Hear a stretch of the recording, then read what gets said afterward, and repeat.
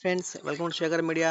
Friends, చనిపోయిన వ్యక్తి bank account నుంచి డబ్బులు తీసుకోవడం ఎలా అంటే ఒక లేటెస్ట్ అప్డేట్ వచ్చింది ఫ్రెండ్స్. ఒకసారి మనం దాని గురించి ఈ వీడియోలో తెలుసుకుందాం. దానికంటే ముందు మీరు కనుక ఫ్రెండ్స్ ఈ ఛానల్ ఫస్ట్ టైం చూస్తే కనుక ఈ ఛానల్ లైక్ సబ్స్క్రైబ్ చేయండి ఫ్రెండ్స్. కుటుంబంలో ఎవరైనా చనిపోతే వారి బ్యాంక్ అకౌంట్ నుంచి డబ్బులు తీసుకునేందుకు కొన్ని నియమాలు ఉంటాయి. కనీసం వారి ఏటీఎం వాడినా కూడా తప్పే అనే విషయం అందరూ తెలుసుకోవాలి. ఒక వ్యక్తి మరణించిన తర్వాత అతని కుటుంబ సభ్యులు అతని బ్యాంక్ ఖాతా నుంచి డబ్బును విత్డ్రా చేయడం చట్టవిరుద్ధం అని అందరూ తెలుసుకోవాలి. ఒక వ్యక్తి అనుకోకుండా లేదా వృద్ధాప్యం కారణంగా మరణించినప్పుడు అతని బంధువులు అతని చనిపోయిన తర్వాత అతని బ్యాంకు ఖాతా నుండి ఏటీఎం ద్వారా డబ్బును తీసుకుంటారు. కానీ చనిపోయిన వ్యక్తి తన బ్యాంకు ఖాతాలో ఫిక్స్డ్ డిపాజిట్గా జమ చేసిన డబ్బును వారు తీసుకోలేరు. ఇది నేరుగా వెళ్ళి అడిగితే ఏ బ్యాంక్ అధికారి అయినా సంబంధిత పత్రాలు తీసుకురమ్మని చెప్తారు. ఇష్టం వచ్చినట్టుగా తీసుకునేందుకు వీలు లేదని చెబుతారు. ఆ కుటుంబం అతని మరణ ధృవీకరణ పత్రంతో సహా సంబంధిత పత్రాలను బ్యాంకులో ఇచ్చి ఫిక్స్డ్ డిపాజిట్ డబ్బును పొందడానికి ప్రయత్నిస్తారు. ఫలానా వ్యక్తి మరణించిన తర్వాత అతని నుంచి డబ్బు విత్డ్రా అయిందని తెలిస్తే అది పెద్ద సమస్య కూడా కొన్ని సందర్భాల్లో అవుతుంది. ఏటీఎం ద్వారా లేదా చెక్ ద్వారా తీసుకునే ప్రయత్నం చేసినా కూడా సమస్యే అనే విషయాన్ని గుర్తించాలి.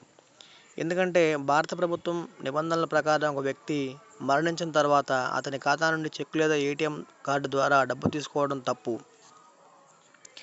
సంబంధిత బ్యాంక్ అధికారులకు మరణ ధృవీకరణ పత్రం ఇచ్చి వారు చెప్పిన విధి విధానాలు పాటించాలి.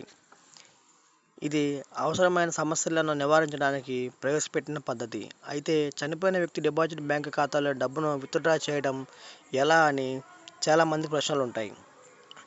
ప్రతి ఒక్కరూ తమ బ్యాంక్ ఖాతా తెరిచినప్పుడు వారి కుటుంబంలో ఒకరు లేదా అంతకంటే ఎక్కువ మంది సభ్యులను నామినీలుగా చేర్చుకోవడం అనేది ఉంటుంది.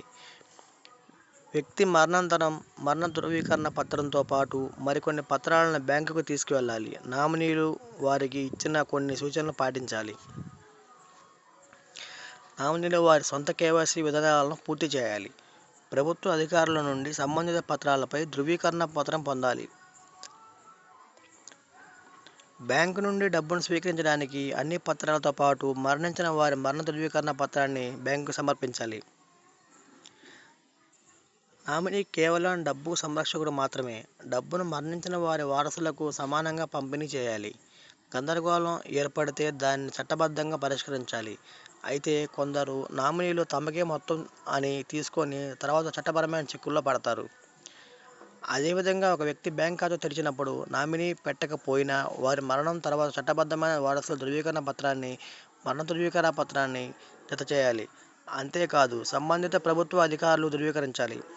వారసులందరూ ఒప్పుకున్న తర్వాతే మరణించిన వారి బ్యాంకు ఖాతాలోని డబ్బును ఉపయోగించవచ్చు.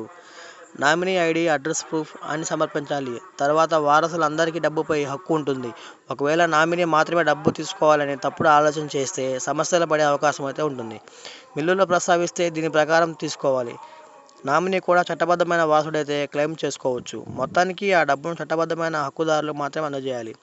ఫ్రెండ్స్, ఇలాంటి లేటెస్ట్ ఇంట్రెస్ట్ న్యూస్ అప్డేట్స్ కోసం ఈ ఛానల్ లైక్ చేయండి, సబ్స్క్రైబ్ చేయండి.